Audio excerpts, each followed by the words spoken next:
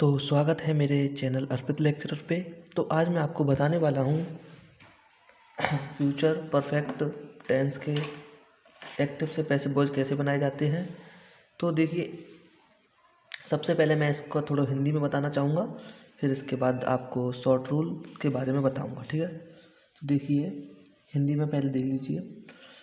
Future perfect के टेंसों को active से पैसिव वॉइस में बदलने के लिए सबसे पहले सब्जेक्ट कैसे पहचानेंगे या सब्जेक्ट को कैसे निकालेंगे।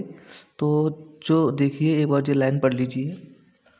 जो हमारा एक्टिव वॉइस का ऑब्जेक्ट होगा वही हमारा पैसिव वॉइस का सब्जेक्ट के रूप में आएगा, ठीक है। तथा बाद में हेल्पिंग वर्ब। अब फ्यूचर में आपको तो हेल्पिंग वर्ब पता ही होगा क्या लगता है, विल हैव या शैल हैव, ठीक है। विल हैव या शैल हैव लगाते हैं और फिर बीन को लगाते हैं, ठीक है। फिर इसके बाद मेन वर्ब की थर्ड फॉर्म, मतलब कि क्रिया की तीसरी फॉर्म लगाते हैं, ठीक है। और अंत में बाई से ऑब्जेक्ट को जोड़ देते हैं। ऑब्जेक्ट कैसे निकालेंगे? ऑब्जेक्ट जैसे कि निकालेंगे, जो हमारा एक्टिव वॉइस का सब्जेक्ट होगा वही हमारा पैसिव वॉइस का ऑब्जेक्ट होगा, ठीक है। समझ में आया होगा। अब चलिए मैं आपको बताता हूँ शॉर्ट रूल्स के बारे में। तो देखिए, मैं आपको शॉर्ट रूल कराऊंगा यहाँ से। देखिए, शॉर्ट रूल्स सबसे पहले अफर्मेटिव का बताता हूँ मैं आपको। तो इसमें आपको रूल भी बताऊंगा और इसका एक एग्जांपल भी कराऊंगा। देखिए, सब्जेक्ट आपको बताया था कैसे निकाला जाता है। जो हमारा एक्टिव वॉइस का ऑब्जेक्ट होता है वही हमारा पैसिव वॉइस का सब्जेक्ट के रूप में आता है, ठीक है। मतलब कि एक्टिव वॉइस का ऑब्जेक्ट वही पैसिव वॉइस का सब्जेक्ट होगा, ठीक है। फिर उसके बाद लगाते हैं हेल्पिंग वर्ब तो आपको बताई थी अभी, विल या शैल, ठीक है। फिर हैव, फिर इसके बाद लगाते हैं बीन के बाद क्रिया की थर्ड फॉर्म लगाते हैं, मतलब कि मेन वर्ब की थर्ड फॉर्म। फिर हम लगाते हैं बाई, जो आपको भी बताया था, और फिर लगाते हैं लास्ट में हम अपना ऑब्जेक्ट कैसे निकाला जाता है अभी बताया था, दोबारा से बता दे रहा हूँ। जो हमारा एक्टिव वॉइस का सब्जेक्ट होगा वही हमारे पैसिव वॉइस का ऑब्जेक्ट होगा, ठीक है। ऑब्जेक्ट के रूप में लेके आएंगे, ठीक है। अब देखिए इसका एक एग्जांपल। तो एग्जांपल दिया है मैंने, they will have played football in the field, ठीक है। अब कैसे करेंगे इसको? अब आपको पता होगा जो हमारी क्रिया होती है उसके बाद तुरंत हमारा ऑब्जेक्ट आता है। तो ऑब्जेक्ट होगा हमारा फुटबॉल, तो फुटबॉल को लेके आएंगे हम यहाँ पे, ठीक है।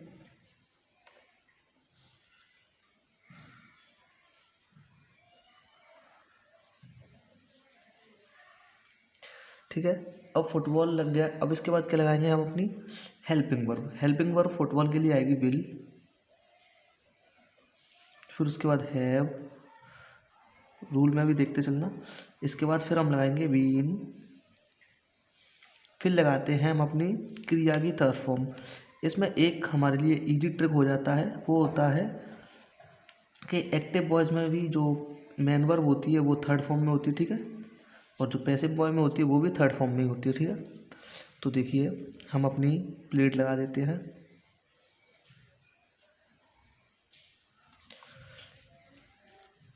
अब क्या लगाएंगे हम? अब लगाते हैं अदर वर्ड जैसे कि आया था in the field, played in, sorry the नहीं है, दैट है, दैट फील्ड, ठीक है। अब लगाएंगे हम अपना ऑब्जेक्ट क्या होगा?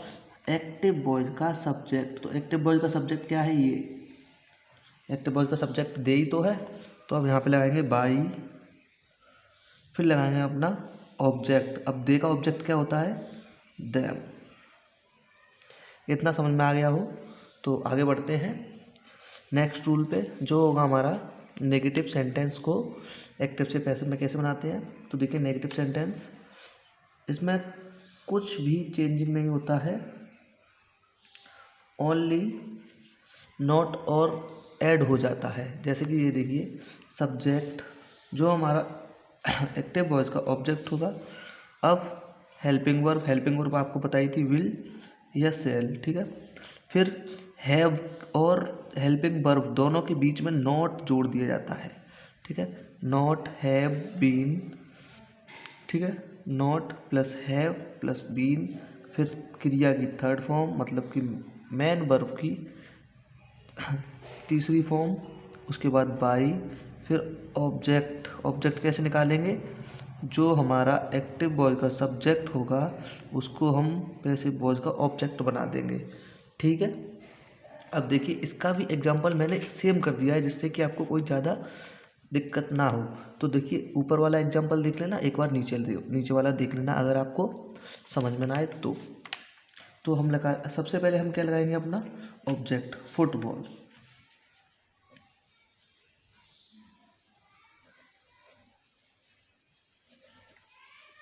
फिर लगाएंगे अपनी हेल्पिंग वर्ब। अब देखिए, इसमें नॉट और है तो हम इसको यहाँ पे ऐड कर देंगे। फिर हैव, फिर बीन, ये हमारा रूल के अनुसार आता है बीन, पैसिव वॉइस में बीन आ जाता है। फिर लगाएंगे तीसरी फॉर्म मेन वर्ब की। कहाँ पे खेलना है, इन दैट फील्ड,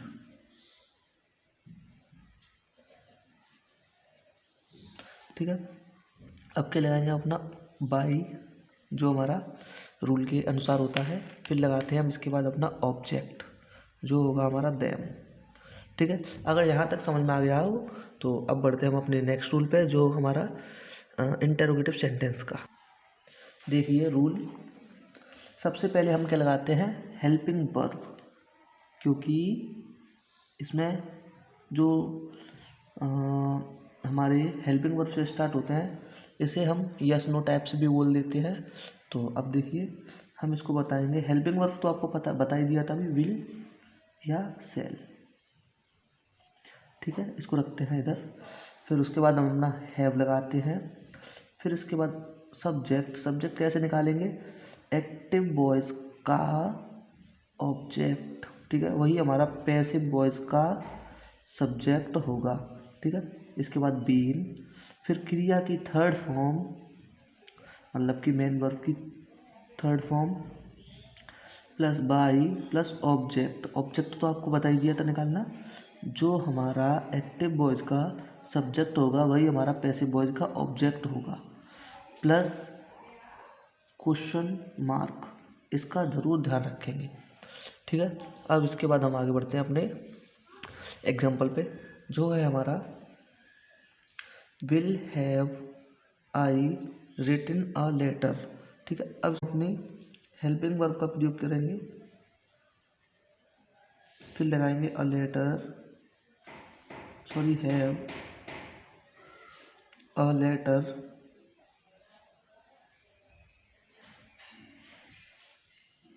ठीक है। अब लगाएंगे बीन, फिर इसके बाद हम लगाएंगे तीसरी फॉर्म अपनी क्रिया की, रिटन की, रिटन ही होती है तीसरी फॉर्म, ठीक है। अब क्या रह गया हमारा, अब रह गया हमारा बाई और ऑब्जेक्ट। तो यहाँ पे बाई लगाएंगे, फिर इसके बाद हम अपना ऑब्जेक्ट लगाएंगे। ऑब्जेक्ट होगा आई, तो आई का ऑब्जेक्ट क्या होता है, मी, एम ई, फिर क्वेश्चन मार्क चिन्ह, ठीक है। अब देखिए डबल इंटरोगेटिव सेंटेंस के एक्टिव से पैसिव वॉइस कैसे बनाते हैं। तो देखिए रूल, इसमें भी कोई चेंजिंग नहीं होता है, ओनली फर्स्ट में क्वेश्चन वर्ड आ जाता है, फिर सेम वैसा ही रहता है जैसा इंटरोगेटिव में होता है। हेल्पिंग वर्ब, फिर have plus subject plus been plus main verb की तीसरी form plus by plus object, ठीक है।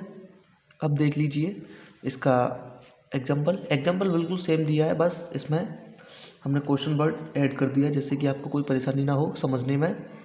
तो देखिए, सबसे पहले लगाएंगे अपने क्वेश्चन वर्ड को, फिर लगाएंगे हम अपने हेल्पिंग वर्ब को, फिर लगाएंगे हम अपने हैव को, फिर लगाएंगे ऑब्जेक्ट मतलब कि सब्जेक्ट, पैसिव वॉइस का सब्जेक्ट और एक्टिव वॉइस का ऑब्जेक्ट। तो ऑब्जेक्ट ये है हमारा अ लेटर, ठीक है। फिर लगाएंगे हम बीन, फिर रिटन की थर्ड फॉर्म रिटन, जो हमारी पहले से थर्ड फॉर्म है, इसको नहीं चेंज करेंगे। फिर लगाएंगे अपनी बाई। अब लगाएंगे ऑब्जेक्ट, ऑब्जेक्ट होगा एक पैसिव वॉइस का सब्जेक्ट, सॉरी एक्टिव वॉइस का सब्जेक्ट पैसिव वॉइस का ऑब्जेक्ट में चेंज हो जाएगा, ठीक है।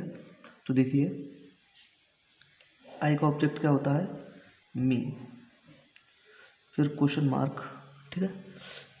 तो आज की वीडियो सिर्फ यहीं तक थी। अब मैं इसके आगे बोर्ड की तैयारी कराऊंगा, क्लास हाई स्कूल की, मतलब कि क्लास 10th की, जिससे कि आपको बहुत फ़ायदा होगा। तो मेरे चैनल को सब्सक्राइब कर लीजिए। अगर वीडियो पसंद आई हो तो प्लीज़ वीडियो को भी लाइक कर देना। Thank you for watching my video.